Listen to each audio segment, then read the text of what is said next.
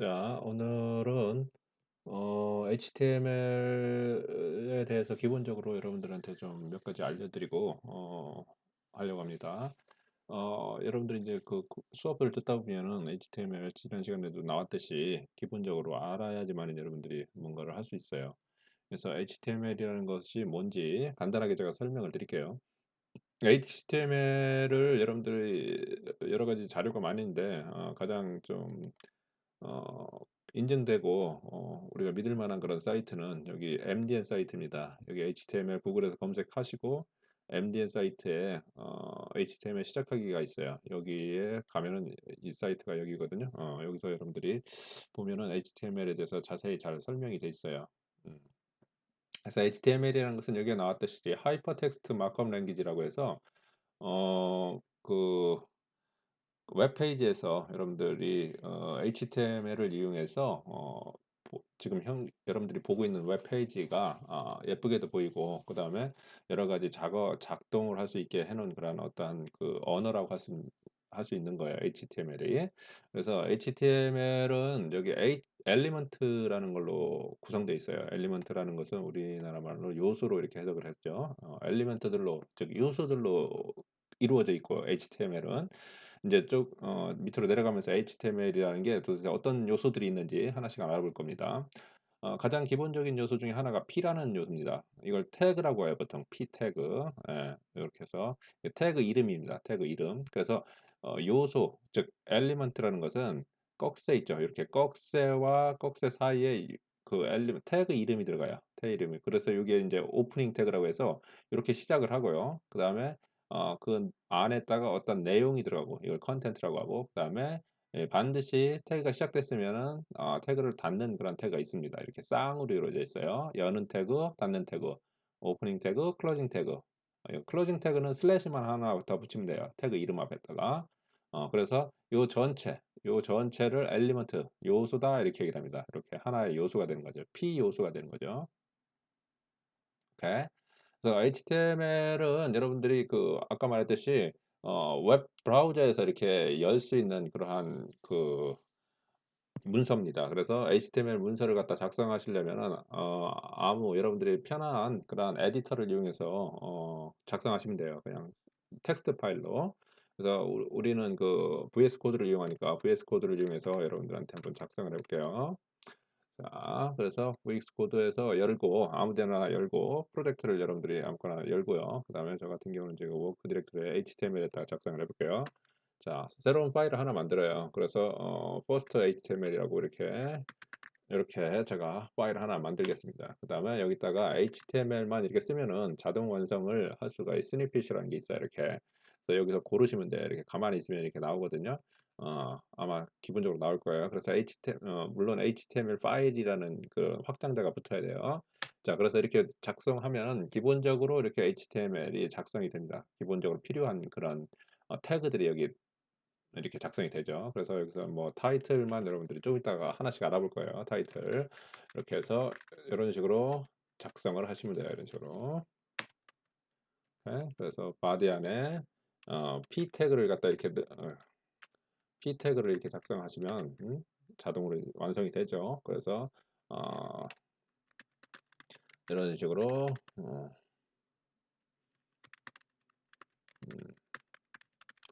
하고서요. 작동을 하고 그다음에 저장을 하신 다음에 오른쪽 클릭을 하신 다음에 오른쪽 클릭하고 측면에서 타일 탐색기에서 열기를 하면 돼요.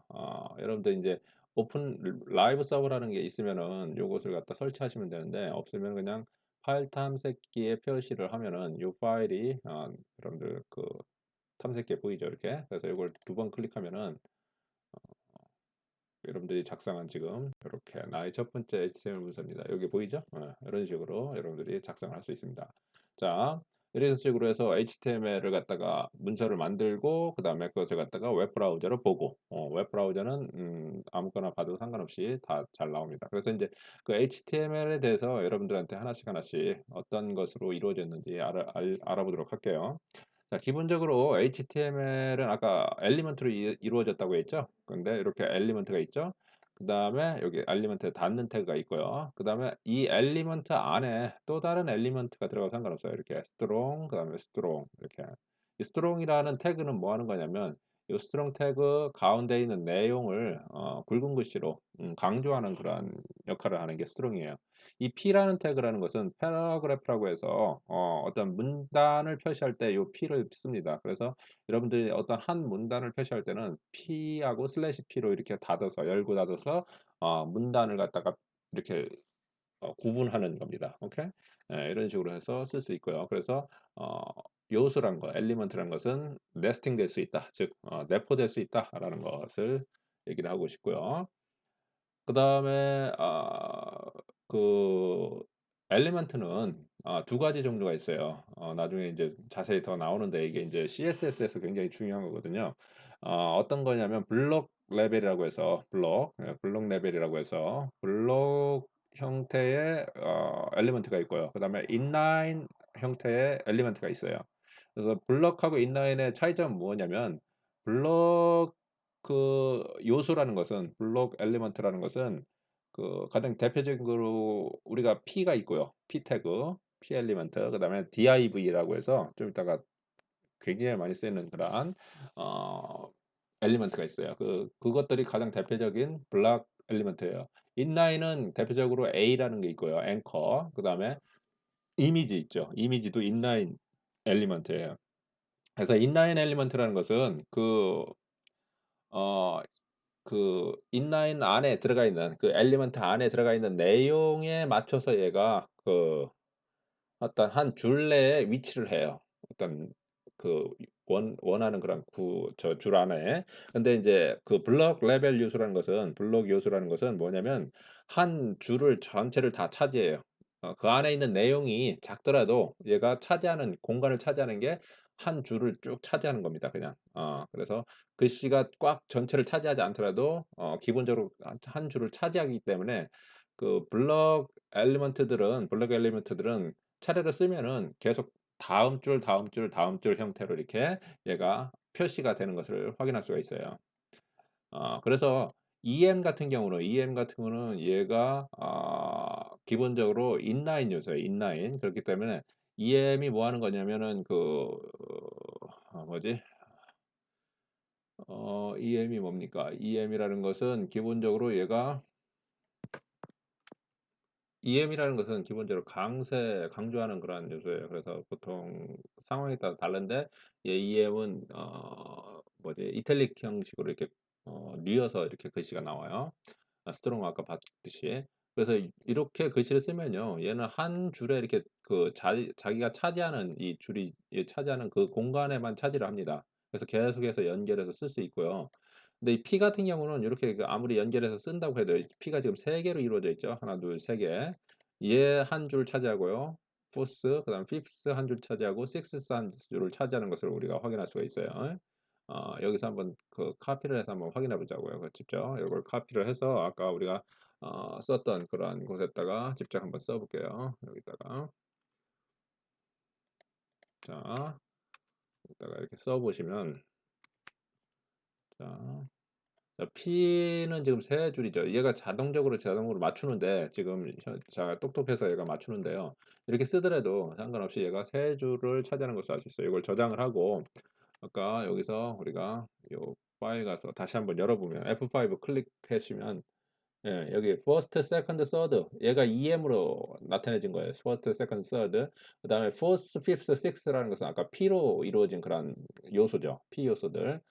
이런 식으로 해서 얘가 서로 다른 줄을 이렇게 얘가 차지하고 있는 것을 알 수 있어요. 이렇게 서로 다른 줄. 이렇게 이런 식으로 되어 있습니다. 그래서 이게 이제 인라인과 블락의 엘리먼트의 가장 큰 차이점이죠. 그래서 여러분들이 그것을 잘 구분할 줄 알아야 돼요. 인라인과 블록은.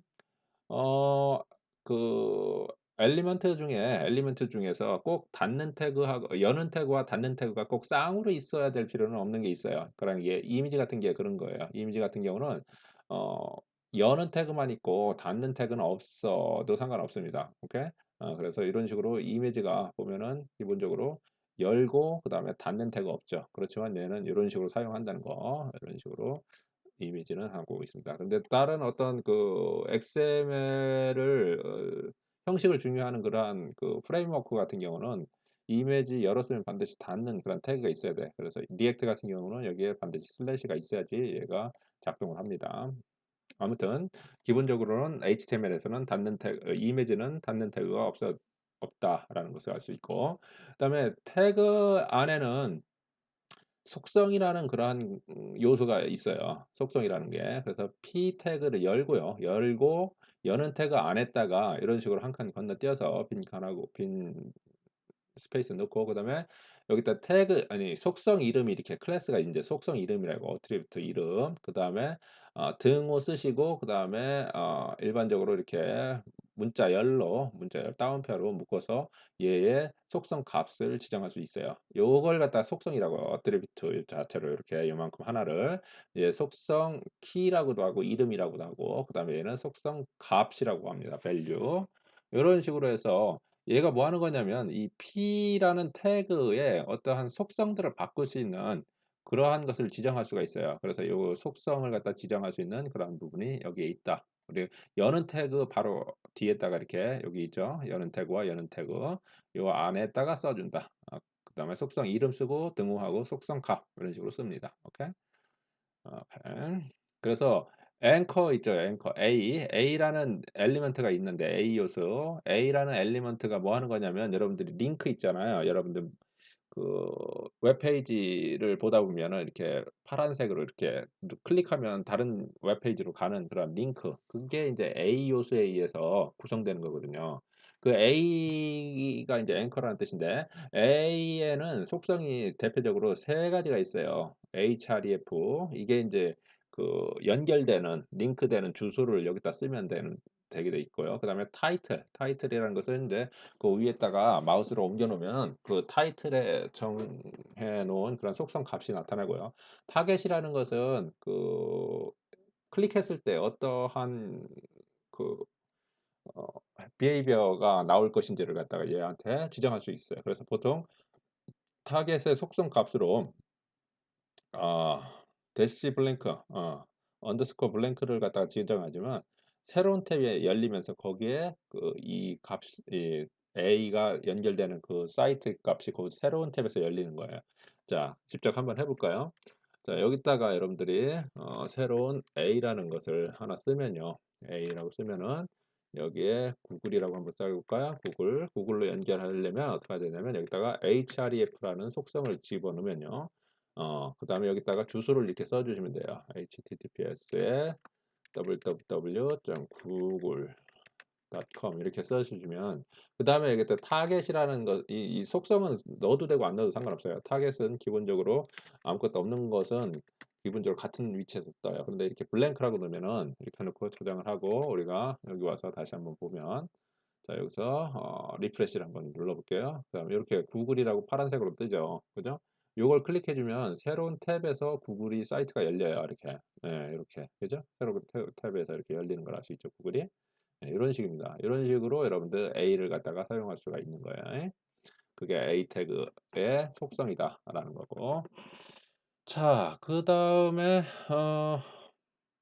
나머지 것들도 있고요. 그다음에 불린 어트리뷰트라는 것도 있어요. 불린 어트리뷰트. 즉 불린의 속성을 갖는 그러한 불린 값을 갖는 그런 속성이 있는데 가장 대표적으로 인풋 엘리먼트에 디저블드라는 그러한 속성이 있는데 속성 이름이 있는데 얘는 요 뒤에 어떤 값이 없어도 상관없어요. 즉 이 디저블드라는 이 속성이 있기만 해도 이 이름만 있어도 얘는 참이 돼서 참값이 돼요. 이 참값이 돼서 얘가 이 속성에 대한 그 기능이 활성화됩니다. 이렇게. 그래서 이게 없으면은 이제 디저블드가 안 돼서 기본적으로 나오는데 요걸 갖다가 이렇게 쓰면요. 그러면 얘는 이것이 활성화가 안 되도록 이렇게 즉 비활성화되도록 얘가 나오는 것을 확인할 수가 있어요. 그러니까 이렇게 써도 되고 안 써도 이렇게 써도 상관없다는 거예요. 가령 예를 들면 기본적으로 인풋이라는 게 이제 입력하는 그러한 그 어 값이거든요. 이게 요소거든요. 그래서 이렇게 적어 놓고 이렇게 쓰고 한번 볼까요? 어떻게 나타나나? 자, 이렇게 보면은 그다음에 여기서 F5 누르면 이렇게 여기가 이제 인풋이 이런 식으로 나오는 거예요. 입력할 수 있는 창 이렇게 여러분들이 입력하면 나오죠, 이렇게.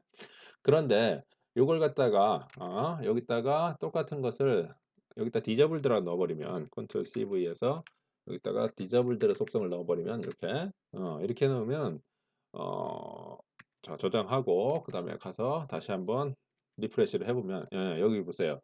요 뒤에 뭐가 나왔는데 얘가 지금 입력할 수 없는 상태가 돼요. 이게 디저블드 속성을 가졌기 때문에 그래요. 이런 식으로 됩니다. 인풋도 마찬가지로 인라인 속성이기 때문에 인라인 엘리먼트이기 때문에 인라인 요소이기 때문에 얘가 그대로 같은 라인에 계속해서 써지는 것을 자리를 차지하고 있는 것을 알 수 있어요. 그죠? 요런 식입니다. 요런 식으로 여러분들이 HTML을 갖다가 시작할 수가 있어요.